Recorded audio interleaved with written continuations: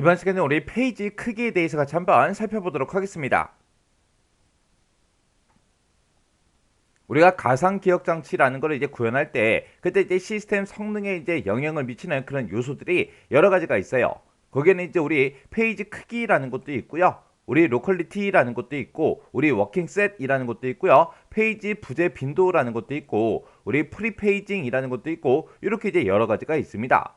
자, 이런 것들을 이제 하나씩 살펴보자고요. 우리 첫 번째 이제 페이지 크기요. 자, 우리 페이징 기법을 이제 사용하게 되면 그때 프로그램을 이제 페이지 단위로 이제 우리가 나누는데 그때 이제 페이지의 크기를 어떻게 하냐? 거기에 따라서 이제 시스템에 미치는 영향이 이제 달라요.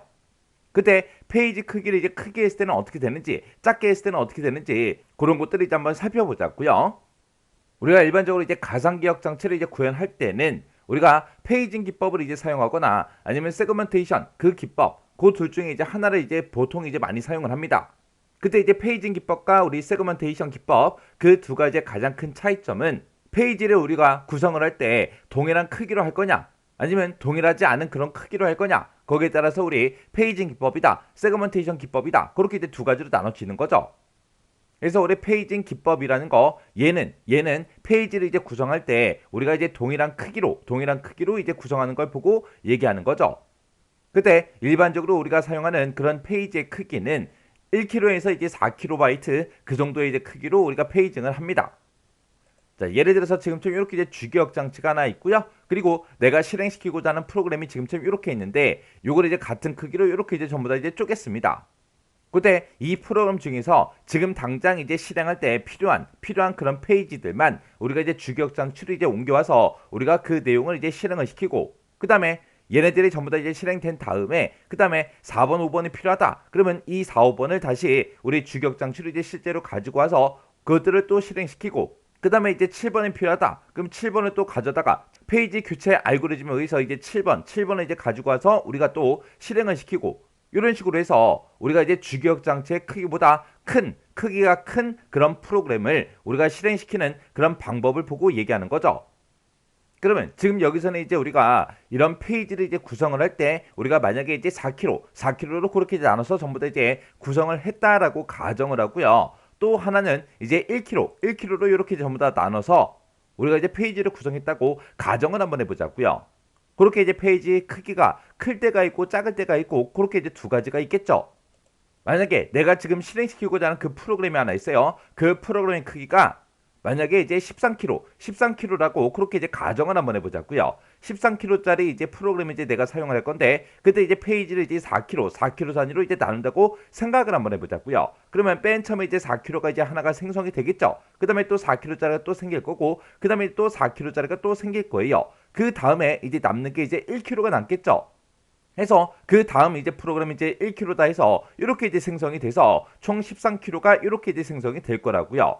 그러면 그때 이제 4kg짜리는 왔다 갔다 할 때 아무런 문제가 생기지 않지만 이 1kg짜리가 만약에 들어간다면 그때는 이제 3kg만큼 이제 내부 단편화가 이제 발생을 합니다. 근데 지금처럼 이렇게 이제 1kg 단위로 나눈다고 생각을 한번 해보자고요. 그러면 1kg 단위로 나누게 되면 내부 단편화가 생겨야 안 생겨? 안 생기죠. 안 생기죠. 그리고 한 개 페이지를 만약에 이제 주기억 장치로 옮기겠다. 그랬을 때는 4kg 단위로 이제 옮기는 것보다는 1kg 단위로 옮기는 게 훨씬 더 빠를 거예요. 그리고 이렇게 이제 페이징 기법을 이제 이용하게 되면 우리가 이제 주소를 변환할 때 이런 페이지들의 각각 위치 정보를 가지고 있는 페이지 맵 테이블이라는 게 이제 필요하다 그랬어요. 그러면 그때 이렇게 이제 4kg 단위로 이렇게 쪼갰을 때 지금처럼 이렇게 이제 8개가 생긴다면 그 맵 테이블에는 지금처럼 이렇게 이제 8개의 그 정보만 이제 들어가면 되겠죠. 근데 1kg씩 쪼갰더니 총 32개의 이제 페이지가 생긴다고요. 그러면 이 총 32개의 이제 페이지에 대한 그런 정보를 페이지 맵 테이블이 전부 다 이제 가지고 있어야 된다고요. 그래서 우리 페이지의 크기가 이제 크면 클수록 페이지 맵 테이블의 이제 크기가 작아져요. 왜? 8개만 기억하면 되니까. 크기가 이제 작아지는데 지금처럼 1kg 단위로 이렇게 전부 다 쪼개게 되면 32개를 전부 다 이제 기억을 해야 되기 때문에 맵 테이블의 크기가 이제 커지겠죠. 그리고 그때 이제 우리가 매핑을 한다고 생각해 보세요. 주소 매핑을 할 때 32개에서 이제 뭔가를 찾는 것보다는 8개에서 이제 뭔가를 찾는 거. 그게 더 빠르겠죠. 그래서 크기가 크면 매핑 속도가 이제 빨라지는 거고요. 페이지의 크기가 이제 작아지면 작아질수록 매핑 속도가 점점 느려집니다. 그리고 내가 만약에 이제 처음에 이제 프로그램을 시작할 때 요만큼의 이제 내용이 필요해요. 그러면 4kg로 쪼갰을 때는 이 두 개만 그냥 가지고 가면 되겠죠. 근데 지금 여기서 1kg로 이렇게 쪼개놨을 때는 여기서 이제 총 8개를 전부 다 이제 가지고 가야 된다고요. 이렇게 이제 페이지 크기를 이제 작게 하게 되면 디스크에 이제 접근하는 그 횟수가 이제 많아져요. 많아져서 전체적으로 봤을 때는 입출력 시간이 늘어납니다. 근데 이렇게 이제 페이지 크기를 이제 크게 하게 되면 요 두 개만 이제 접근하면 되겠죠. 그래서 그만큼 이제 디스크의 접근 횟수가 이제 줄어들어요. 줄어들어서 전체적으로 봤을 때 입출력에 대한 그런 효율성이 이제 증가가 됩니다. 그리고 만약에 지금처럼 이렇게 하나의 프로그램이 있을 때 얘네를 만약에 이제 4kg로 쪼갰다고 생각을 한번 해보자고요. 그러면 그때 이제 4kg로 쪼갰을 때 지금 이 회원 정보는 1, 2번에 들어있지만 2번에 그래픽과 관련된 그런 정보도 들어있겠죠. 그리고 5번 같은 경우는 이제 그래픽에 대한 그런 내용도 있지만 음성과 관련된 그런 내용도 이제 포함이 되어 있다고요. 그리고 6번 같은 경우는 또 이제 음성에 대한 그런 정보도 가지고 있지만 네트워크와 관련된 그런 정보도 이제 가지고 있다고요.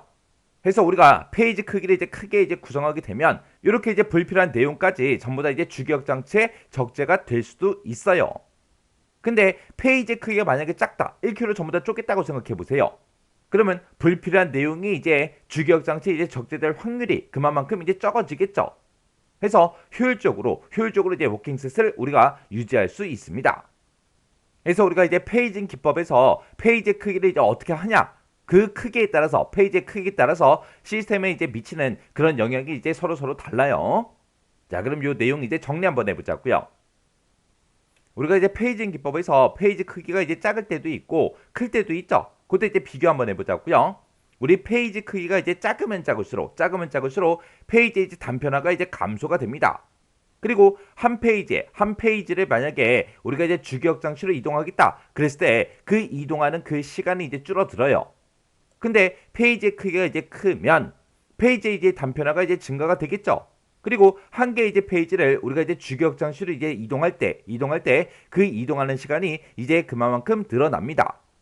그리고 우리가 이제 페이징 기법에서 페이지 크기를 이제 작게 구성하게 되면 여러 개의 이제 페이지가 엄청나게 많이 생기겠죠. 그래서 그때 이제 페이지 정보를 가지고 있는 페이지 맵 테이블의 크기가 이제 커집니다. 그만큼 커지고 페이지 맵 테이블에 이제 많은 양의 데이터가 들어있기 때문에 우리가 실제로 이제 매핑할 때 그 매핑 속도가 그만큼 늦어져요. 근데 페이지 크기를 이제 우리가 좀 더 이제 크게 구성하게 되면 페이지 맵 테이블의 크기는 이제 작아지겠죠. 그만큼 이제 매핑 속도가 이제 빨라진다고요. 그리고 페이지 크기가 이제 작으면 작을수록 디스크의 이제 접근 횟수가 이제 점점 많아져요. 많아져서 전체적으로는 우리 입출력 시간이 어떻게 되더라? 늘어나더라. 근데 페이지 크기를 이제 크게 이제 구성을 했을 때는 디스크의 이제 접근 횟수가 그만큼 이제 줄어들어서 우리 전체적으로 봤을 때는 입출력의 이제 효율성이 이제 증가가 돼요. 근데 페이지 크기가 이제 크면 클수록 그 프로그램을 이제 수행을 할 때 불필요한 내용까지 우리 주기억 장치에 이제 적재가 될 수도 있어요.